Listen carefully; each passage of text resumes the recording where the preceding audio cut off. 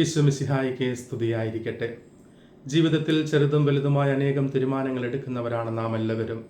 നാം സാധാരണയായി തീരുമാനങ്ങൾ എടുക്കുന്നത് സ്വന്തമായിട്ടോ അല്ലെങ്കിൽ നമ്മോട് കൂടെയുള്ളവരോട് ചേർന്ന് ആലോചിച്ചുകൊണ്ടോ ആണ് എന്നതും വാസ്തവമാണ്. എന്നാൽ നമ്മിൽ ഭൂരിഭാഗം പേരും മറന്നുപോകുന്ന ഒരു കാര്യമാണ്, അല്ലെങ്കിൽ വിലമതിക്കാത്ത കാര്യമാണ്, നമ്മുടെ പ്രാർത്ഥനകൾ, തീരുമാനങ്ങൾ പ്രാർത്ഥനയോടെ ദൈവത്തോട് ചേർത്ത് വെക്കുക, ദൈവത്തിൻ്റെ ഉത്തരത്തിനായി കാത്തിരിക്കുക എന്നുള്ളത്. യേശുവിൽ പ്രിയ സഹോദരരെ, എന്നാൽ ഇന്നത്തെ സുവിശേഷത്തിൽ നാം കാണുന്നത് തൻ്റെ അപ്പസ്തോലന്മാരെ തിരഞ്ഞെടുക്കുന്നതിന് മുമ്പ് രാത്രി മുഴുവൻ പിതാവിനോടുകൂടെ പ്രാർത്ഥനയിൽ ചെലവഴിക്കുന്ന യേശുനാഥനെയാണ്.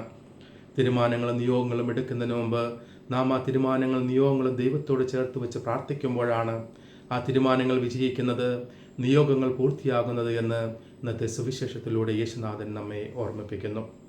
യേശുനാഥൻ്റെ ജീവിതത്തിലൂടെ നാം കടന്നു പോകുമ്പോൾ നാം കാണുന്നതും ഇത് തന്നെയാണ്. തൻ്റെ ജീവിതത്തിലെ പ്രധാനപ്പെട്ട നിയോഗങ്ങൾക്കും എല്ലാ തീരുമാനങ്ങൾക്കും മുമ്പും പിതാവായ ദൈവത്തോട് പ്രാർത്ഥിക്കുന്ന യേശുനാഥനെ നമുക്ക് കാണുവാനായിട്ട് സാധിക്കും. ലൂക്കായുടെ സുവിശേഷം 3-ാം അധ്യായം 22-ാം വാക്യത്തിൽ പ്രാർത്ഥിച്ചു കൊണ്ടിരിക്കുമ്പോഴാണ് യേശുനാഥൻ പരിശുദ്ധാത്മാവിനാൽ നിറയുന്നത്. മത്തായിയുടെ സുവിശേഷം 4-ാം അധ്യായത്തിൽ പ്രാർത്ഥനയിലും ഉപവാസത്തിലും 40 ദിവസം ചെലവഴിച്ച ശേഷമാണ് യേശുനാഥൻ തൻ്റെ ദൗത്യം ആരംഭിക്കുന്നത്. യോഹന്നാന്റെ സുവിശേഷം 11-ാം അധ്യായം 41-ാം വാക്യത്തിൽ പ്രാർത്ഥിച്ചതിന് ശേഷമാണ് യേശുനാഥൻ ലാസറെ ഉയർപ്പിക്കുവാനായിട്ട് പോകുന്നത്. ലൂക്കായുടെ സുവിശേഷം 9-ാം അധ്യായം 28-ാം വാക്യത്തിൽ പ്രാർത്ഥിച്ചു കൊണ്ടിരിക്കുമ്പോഴാണ് യേശുനാഥൻ രൂപാന്തരീകരിക്കപ്പെടുന്നത്. ലൂക്കായുടെ സുവിശേഷം 22-ാം അധ്യായം 42-ാം വാക്യത്തിൽ ഗെത്സമനി തോട്ടത്തിൽ പ്രാർത്ഥിച്ചതിന് ശേഷമാണ് യേശുനാഥൻ കുരിശുമരണത്തിനായി തന്നെ ഒരുക്കുന്നത്. ഈ വചനഭാഗങ്ങളിൽ നമ്മെ ഓർമ്മിപ്പിക്കുന്നത് ജീവിതത്തിലെ നിയോഗങ്ങളും തീരുമാനങ്ങളുമെല്ലാം പ്രാർത്ഥനയിലൂടെ ചേർത്ത് വെച്ചതുകൊണ്ടാണ് യേശുനാഥന് തൻ്റെ ജീവിതത്തിൽ വിജയിക്കുവാനായിട്ട് സാധിച്ചത്. 3 വർഷക്കാലം മാത്രം ജീവിച്ചിരുന്നുകൊണ്ട് ഇത്രമാത്രം പിതാവായ ദൈവത്തോട് ക്രിസ്തു പ്രാർത്ഥിച്ചുവെങ്കിൽ നാം നമ്മുടെ ജീവിതത്തിൽ എത്രമാത്രം ദൈവത്തോട് പ്രാർത്ഥിക്കേണ്ടവരാണ് എന്ന സത്യം ഒന്ന് വിചിന്തനം ചെയ്യുന്നത് വളരെ നല്ലതായിരിക്കും.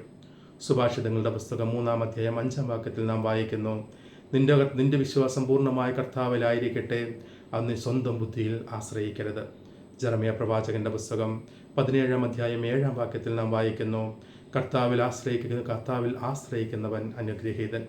ഈ ഒരു ബോധ്യം നമുക്കെപ്പോഴും ഉണ്ടായിരിക്കട്ടെ. നമ്മുടെ ജീവിതത്തിലെ എല്ലാ നിയോഗങ്ങളും എല്ലാ തീരുമാനങ്ങളും ക്രിസ്തുവിനെ പോലെ പിതാവിനോടുകൂടെ ചേർത്ത് വെക്കുവാൻ നമുക്ക് ആത്മാർത്ഥമായി പരിശ്രമിക്കാം. നമ്മുടെ ജീവിതത്തിൽ പലപ്പോഴും നാം എടുക്കുന്ന തീരുമാനങ്ങൾ തെറ്റിപ്പോകുന്നതും അതിൽ പരാജിതരാകുന്നതും പിന്നീട് ആ തീരുമാനങ്ങളെക്കുറിച്ച് ദുഃഖിക്കേണ്ടി വരുന്നതുമെല്ലാം ക്രിസ്തുവിനെ പോലെ നമ്മുടെ ജീവിത നിയോഗങ്ങളും തീരുമാനങ്ങളും ദൈവത്തോട് ചേർത്ത് വെക്കുവാൻ നാം പരാജയപ്പെടുന്നത് കൊണ്ടാണ്, അല്ലെങ്കിൽ നാം അതിന് പരിശ്രമിക്കാത്തത് കൊണ്ടാണ്.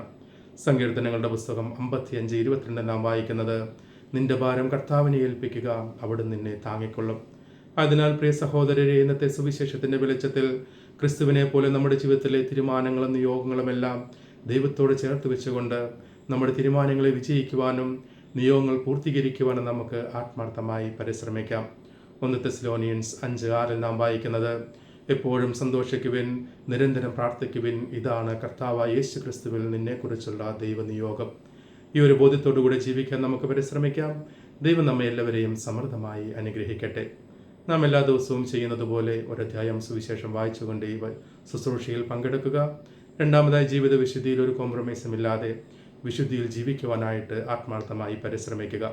ഇന്നത്തെ സുവിശേഷത്തിൻ്റെ വെളിച്ചത്തിൽ ജീവിക്കുവാൻ പരിശുദ്ധമ്മയുടെ മാധ്യസ്ഥം തേടി ഒരു രഹസ്യം ജപമാല ചൊല്ലിക്കൊണ്ട് നമുക്ക് പ്രാർത്ഥിക്കാം.